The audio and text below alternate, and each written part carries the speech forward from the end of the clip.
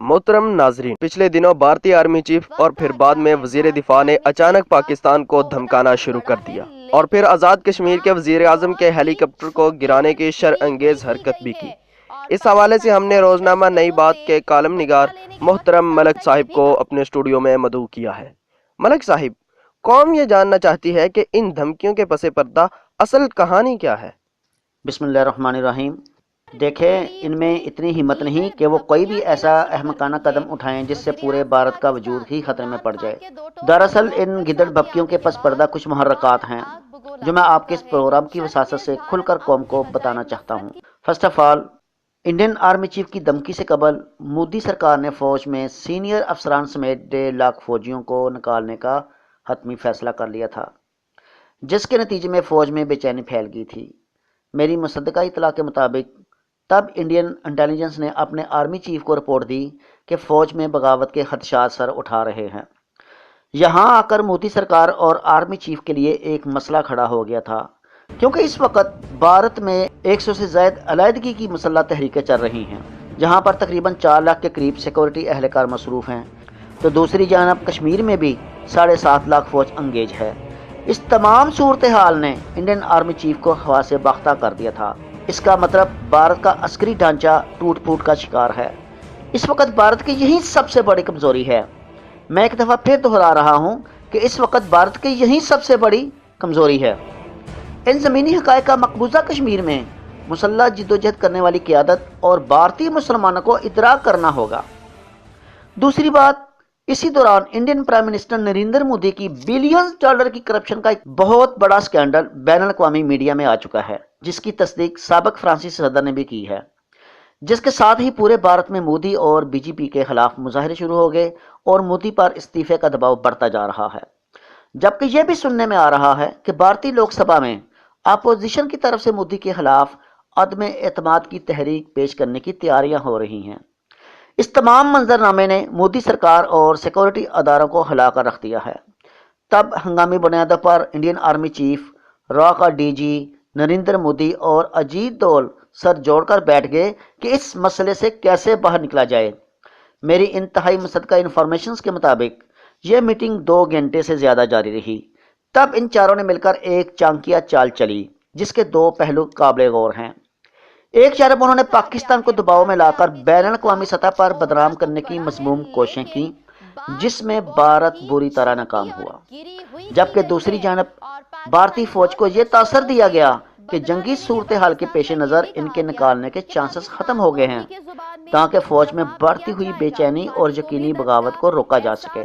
इसी तरह अपने ज़ेरे असर मीडिया के ज़रिए सिविल सोसाइटी में जंगी माहौल पैदा करके मोदी की करप्शन से तवज्जो हटाने की भी कोशिश की गई, ताकि अपनी गिरती हुई सियासी साख को बहाल रखा जा सके। चूंकि भारत में इलेक्शन होने वाले हैं, लिहाजा नाम नहाद सर्जिकल स्ट्राइक्स की बरसी 51 शहरों में मनाना दरअसल इसी सिलसिले की एक कड़ी थी, जिसमें भारतीय अवाम और निकाले जाने वाले अहलकारों को लॉलीपॉप दिया गया। ख्याल रहे कि मोदी सरकार और मौजूदा इंडियन आर्मी चीफ इस हंगामी सूरत हाल को उस वक्त तक जारी रखेंगे जब तक हालात उनके हक में नहीं हो जाते। मोदी सरकार और उनके सिक्योरिटी अदारे अच्छी तरह जानते हैं कि मैं क्या कह रहा हूं।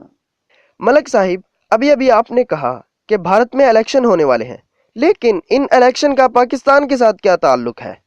देखें, जब से 9/11 का वाक़या हुआ है, उस वक्त से ये एक बैनुल-अक़वामी फ़ानिमना बन चुका है कि अमेरिका समेत पूरे मगरब और हिंदुस्तान का जितना भी पॉलिटिकल स्ट्रक्चर है, ये सारे का सारा इस्लामिक फोबिया और पाकिस्तानी फोबिया पर खड़ा है।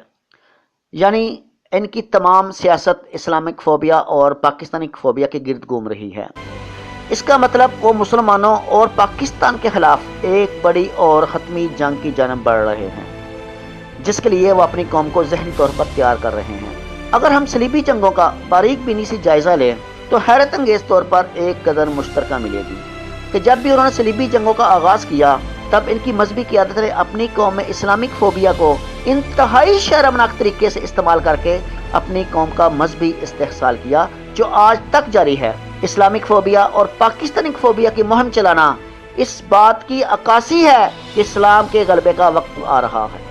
अफसोस कि इस हवाले से उम्मत की दीनी व मजहबी क़यादतें ख्वाब गफरत में डूबी हुई हैं। मोदी सरकार आए रोज सर्जिकल स्ट्राइक का शोर मचाती रहती है, इसकी असल कहानी क्या है?